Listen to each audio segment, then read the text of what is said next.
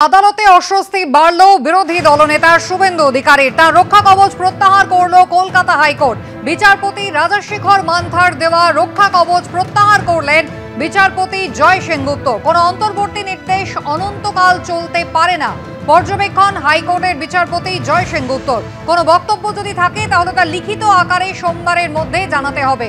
আদালতে অস্বস্তি বাড়ল বিরোধী দলনেতা শুভেন্দু অধিকারীর। যে রক্ষা কবচ তাকে দিয়েছিলেন বিচারপতি রাজশেখর মান্থা, তা প্রত্যাহার করে নিলেন বিচারপতি জয় সেনগুপ্ত।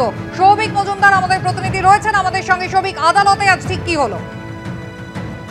দেখো, প্রথমত তোমাকে বলবো যে শুভেন্দু অধিকারীকে গত 2022 সালের 8ই ডিসেম্বর কলকাতা হাইকোর্টের তরফ থেকে যে রক্ষা কবচ দেওয়া হয়েছিল এবং যে রক্ষা কবচে বলা হয়েছিল যে কলকাতা হাইকোর্টের অনুমতি ছাড়া শুভেন্দু অধিকারীর বিরুদ্ধে কোনো ধরনের এফআইআর এ রাজ্যের পুলিশ করতে পারবে না, সেই রক্ষা কবচ আজকে কলকাতা হাইকোর্টের তরফ থেকে প্রত্যাহার করা হয়েছে।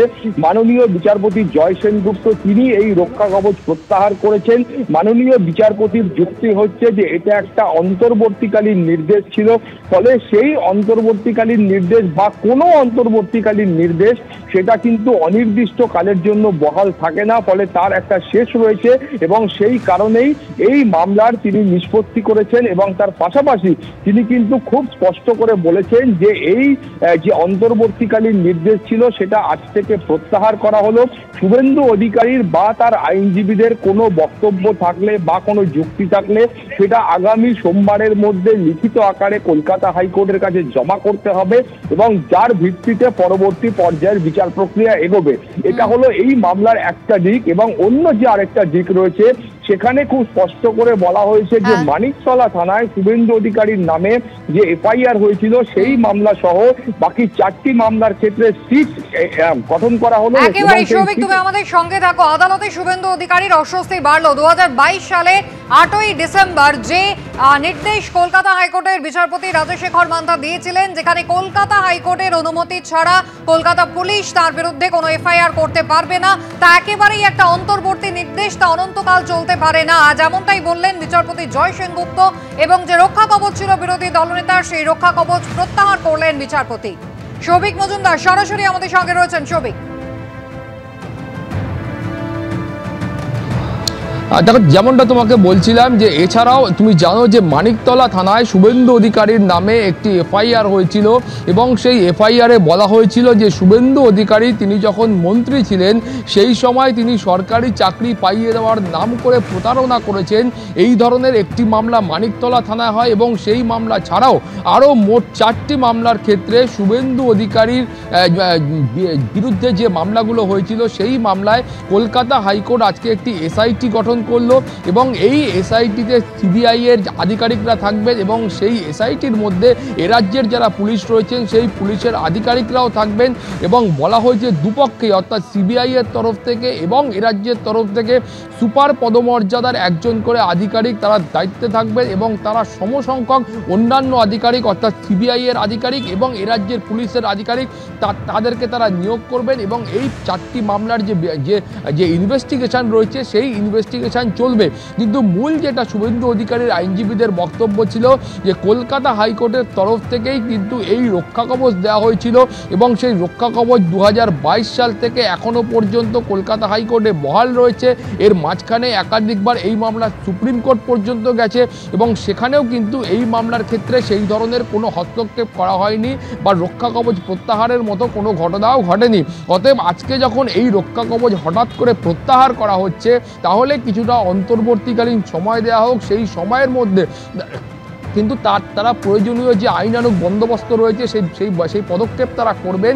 কিন্তু কলকাতা হাইকোর্টের তরফ থেকে খুব স্পষ্ট করে বলা হয়েছে যে কোনো ধরনের বক্তব্য থাকলে সেটা আগামী সোমবারের মধ্যে লিখিত আকারে জানাতে হবে এবং তার ভিত্তিতেই কলকাতা হাইকোর্ট কিন্তু পরবর্তী পদক্ষেপ করবে। তুমি জানো যে একাধিকবার শুভেন্দু অধিকারীর বিরুদ্ধে যখন একাধিক ঘটনায় অভিযোগ উঠেছিল সেই সময় পুলিশের তরফ থেকে বা অন্যান্য একাধিক ব্যক্তি তারা কলকাতা হাইকোর্টের দ্বারস্থ হয়েছিলেন এবং তারা বলেছিলেন বলেছিলেন যে কলকাতা হাইকোর্টের তরফ থেকে যে রক্ষা কবচ শুভেন্দু অধিকারীকে দেওয়া রয়েছে সেই রক্ষা কবচের কারণেই একাধিকবার তারা এই অভিযোগ করেছেন যে শুভেন্দু অধিকারী তিনি বেআইনি কাজ করলেও তারা কিন্তু এফআইআর করতে পারছেন না, এবং তারা প্রশ্ন তুলেছিলেন যে এই রক্ষা কবচ যে কলকাতা হাইকোর্টের তরফ থেকে দেওয়া হয়েছে তার যৌক্তিকতা নিয়ে তারা প্রশ্ন তুলেছিলেন, এবং তারা বলেছিলেন যে একটা নির্দিষ্ট সময়ের জন্য এই রক্ষা কবচ দেওয়া যায়, কিন্তু এই রক্ষা কবচ যে অনন্তকাল ধরে চলছে বা অনির্দিষ্টকাল ধরে চলছে তার যৌক্তিকতা নিয়েও তারা কিন্তু প্রশ্ন তুলেছিলেন। ফলে আজকে মাননীয় বিচারপতি জয় সেনগুপ্ত তিনি খুব স্পষ্ট করে বলেছেন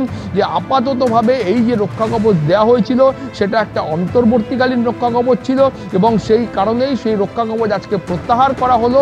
এর পরবর্তী যে আইন অনুযায়ী পদক্ষেপ রয়েছে সেই পদক্ষেপ শুভেন্দু অধিকারীর যারা আইনজীবী রয়েছেন সেই আইনজীবীরা গ্রহণ করতে পারবেন।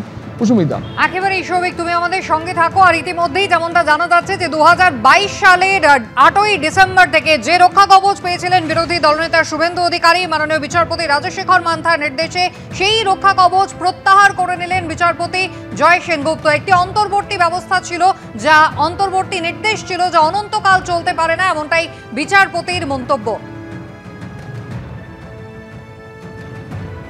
দেবাংশু ভট্টাচার্য আমাদের সঙ্গে এই মুহূর্তে টেলিফোন লাইনে রয়েছেন, তৃণমূল কংগ্রেসের সোশ্যাল সেল ইনচার্জ। দেবাংশু, কি বলবেন? শুভেন্দু অধিকারীর বিরুদ্ধে বারবারই তৃণমূল কংগ্রেসও অভিযোগ করেছে এই রক্ষা কবচ নিয়ে তাদের আপত্তির জায়গা ছিল।